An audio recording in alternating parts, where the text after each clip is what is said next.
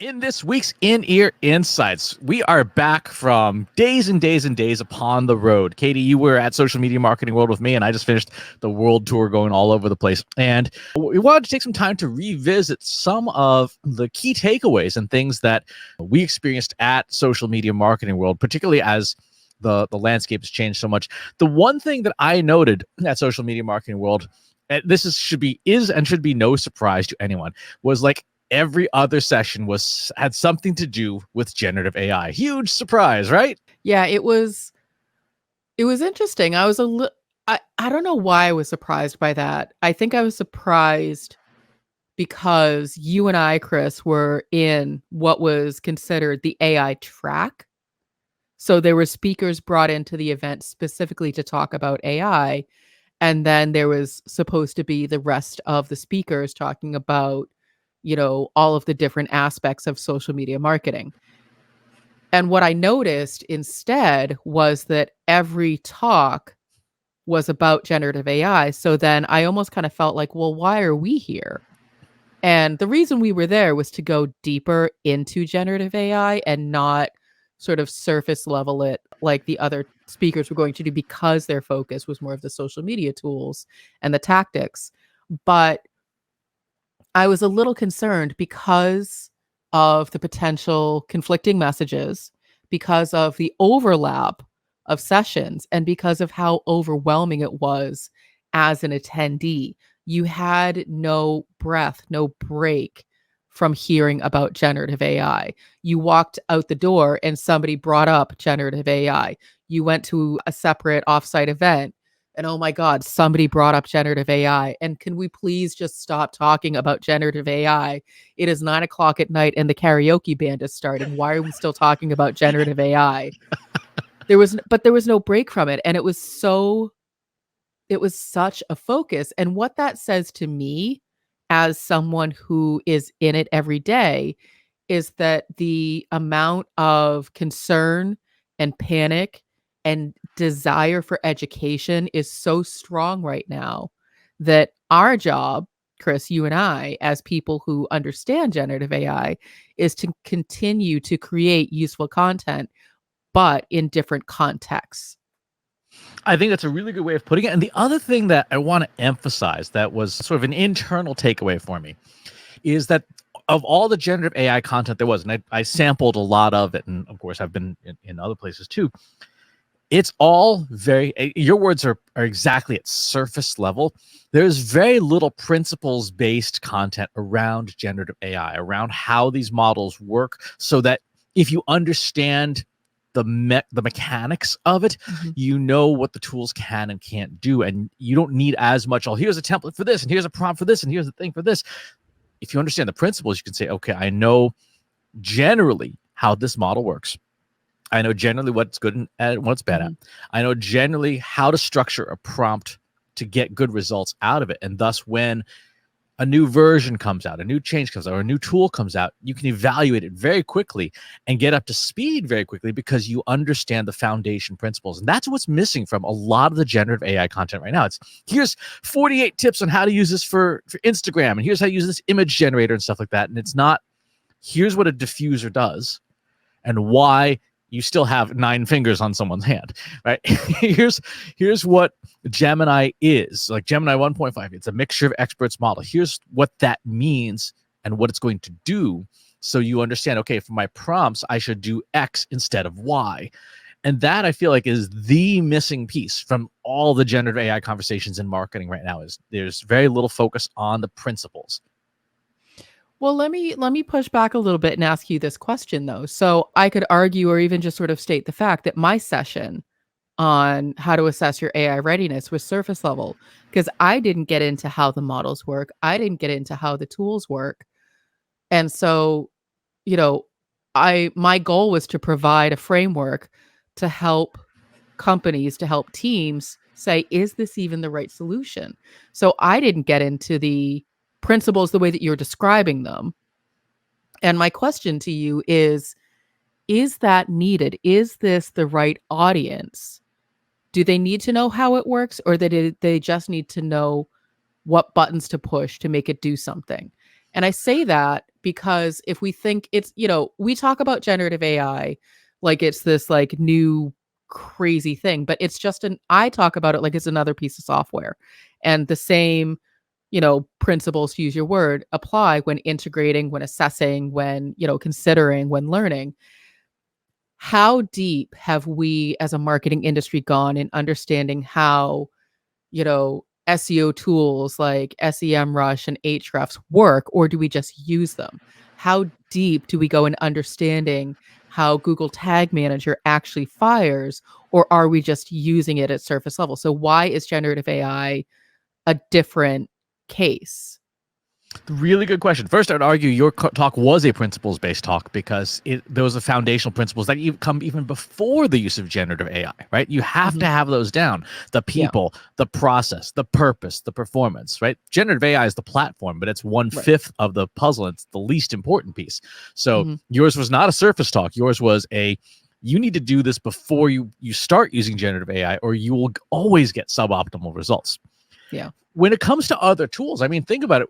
Even in 2024, we are still having to explain to people the difference between a user, a session, and an event in Google Analytics, right? Those are foundational principles. For example, if you are doing marketing, Mhm. the general best scope of measurement is the session, because you want to know what got someone to do something that day.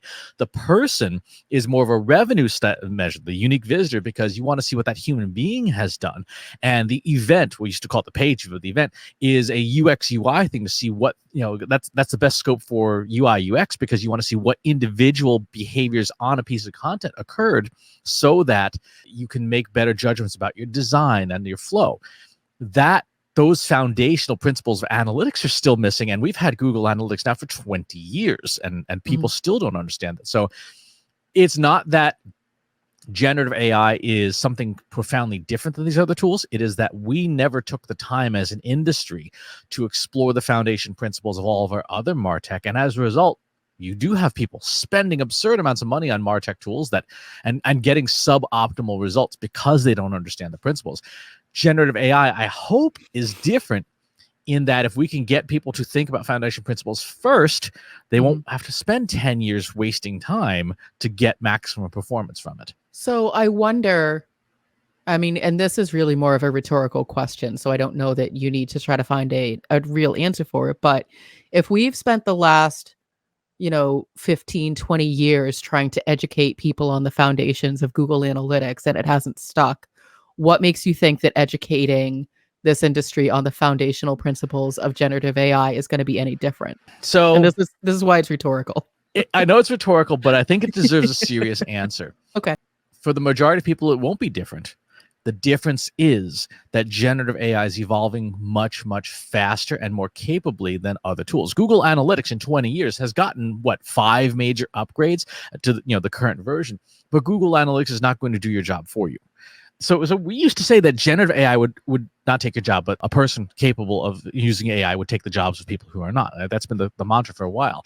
However, the tools are evolving at such an incredible rate these days that they are starting to take on significant tasks, complex tasks, that if your job is one task or a series of relatively repetitive tasks, your job is in peril from the machine itself, because if you are just drafting Instagram posts, you're just making Instagram creative, or and any of the things that were discussed in social media marketing world, a lot of that is very repetitive work conceptually, right? The individual task may have variations, like what copy am I going to write today for this Instagram post, but the task is highly repetitive, and it is very possible now for those tools to do substantial chunks of your job, which in turn means if you don't get a handle on principles-based generative AI and how to use it, if you're just copying, pasting prompts and things, what will happen is the tool will simply evolve past you, and then your job is gone, right?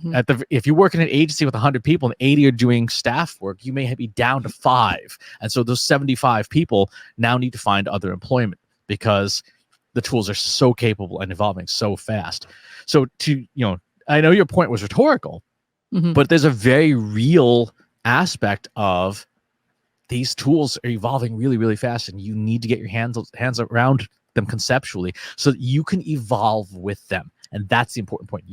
We, the people, have to evolve with the tools. If we just close our eyes and say, nope, we're just going to copy these templates, you're in peril. So when we think about, all of the different sessions at Social Media Marketing World this past week, it sounds like maybe then the event coordinators were onto something where they were really doubling down on more sessions than not talking about generative AI, but they were talking about them in different contexts. And so now I'm looking at the agenda through a different lens, saying, okay, sessions like mine and yours and Paul's and Andrew Davis, like where we were really talking about the principles in the tech, not so much social media marketing. That's necessary because you need to have that foundational education of here's what the thing is, here's how you navigate it. And then all of the other sessions were Facebook ads in generative AI or, social listening in generative AI. And then you had folks like Ann Hanley, who was that breath of fresh air, who came in and said, forget generative AI for a second. Yes, it's there. You still need to be authentic. You still need to build trust in order for these tools to be effective for you. And so, I was talking with her and she is concerned about her role in sort of this new world of marketing events where everything is very technology and generative AI and that kind of focus. And she was questioning where she fits into it because she doesn't talk about that stuff. And anyone who knows her, anyone who's seen her speak knows like she absolutely has a place in it. But she as a person was questioning it, wondering, is my message still resonating? And I would say, at least from my perspective, the answer is yes, because at the end of the day, she's talking about the things that generative AI won't be doing for you. And so you can, automate your job. You can, you know, get the repetitive tasks. You can, let generative AI write first drafts for you. But, Anne is really wondering where she fits into this whole narrative about generative AI because she doesn't talk a lot about the tech and the tools. She talks about storytelling and content marketing. And that's something that is just as important as understanding the principles of generative AI is what the tools aren't going to be doing for you. And that's where speakers like Anne, who talk about the less technical aspects and more of the fundamentals of storytelling, are really needed right now because you're still trying to make human to human connections. The tools are supportive. The tools are not meant to replace that aspect of relationship building, of business, of trust building, of audience, community. Those are all the things that generative AI won't be doing for you. So you need to make sure that you, as the human, understand those pieces and how you can further refine your skills. And that's where speakers like her they're going to find their place in the narrative around generative AI. And so it's just as important to have the non-technical sessions as it is to have the principles and the fundamentals and the tools and all of those things around generative AI. I mean, it makes sense if you think about it. If you're someone like Anne, think about the 5 Ps, right? Mhm. Purpose, people, process, platform, performance. If everyone's talking about generative AI, the platform and the technology, and maybe some of the process for using it, the other parts are still largely unaddressed, right? People who talk about Pinterest and generative AI, are they talking still about the people or the purpose of what you're doing? And so, yeah, there's absolutely room for everyone to still have a point of view. The other thing is that there comes a point where, to what you were saying, people are so oversaturated on a particular topic that literally anything else is an improvement because it just gets muddled up in your brain, right? If you heard about generative AI for Pinterest and generative AI for Facebook and generative AI for Instagram and generative AI for Threads, you're like, what am I doing again? Right? As opposed to saying, here's how you do here's how to be the most effective on Instagram, and generative AI is part of that process. But in some ways, leading with generative AI is still just leading with platform and not leading with purpose, which is, if you want again, optimum results. You've got to start at the beginning of the 5 Ps. Exactly. And so I think, for attendees of Social Media Marketing World and really any event over the next couple of years, you should expect that a lot of the conversation is going to be around generative AI. You, as an attendee, your responsibility is to seek out those sessions that aren't leading with platform, but are leading with purpose. They're out there. They completely exist. And I think that, for event coordinators of events like Social Media Marketing World and others, you know, I would hope that you are looking for speakers that are really talking through holistically the whole 360 of where generative AI fits in, and not just, hey, generative AI, let's slap, a context on it like Facebook, generative AI for Facebook, generative AI for Pinterest, generative AI for content marketing, generative AI for email marketing. That's not enough. Attendees and audience members and marketers need more. They need more of the full picture of where this tool fits in to everything else, not here's a tool, fit your life around it. That's the wrong way to be approaching it. And so, I think that Social Media Marketing World having that separate AI track, knowing that the other conversations would be around generative AI, was a good move because it gave attendees more of that foundational education. I agree. And I think your point about it being integrated into a different into a context is really important. I did another talk a couple of weeks ago called Building the Data-Driven Customer Journey. And one of the challenges of that talk, because I've given it for years now, was okay, you've built the data-driven customer journey. Now what? Right? And that's where the answer to that second half was, okay, now here's how to use generative AI capabilities to take the data from your data-driven customer journey and make changes, make decisions, take action on it. And the fact that the tools exist now that allow you to do that without having to be, a statistics expert, or without having to be an artist, or having to be, a Pulitzer Prize winning author, enables you to turn those questions into answers, and then turn those answers into action. And I think that's where, again, some of the things that we heard at Social Media Marketing World, some of the discussions were very tactical, and like, here's how you use it for this, which is a great individual recipe. Right. But the difference between principles driven use of generative AI versus sort of, one-off cases is the difference between knowing how to cook and just being able to follow a recipe. Being able to follow a recipe is good. It's important. Like, you should absolutely do it. But if you understand the concepts behind broiling versus frying, then when you read a recipe, you look at it and go, that doesn't seem right. Like, you're making a classic British fry up breakfast, and it tells you to broil the tomatoes instead of fry them. Like, should I do that? Because for this, maybe there's some limitations you have. You could use a different method, but you'd only know that if you knew the principles. And the same is true of generative AI. Well, and I think in your example, another way to state it is, so I'm really good at following recipes. I am someone who relies on recipes because I just don't do it often enough. I don't cook often enough. My husband, on the other hand, he doesn't need a recipe because he knows the foundations, and he can look at a series of ingredients and turn it into something that I could never do.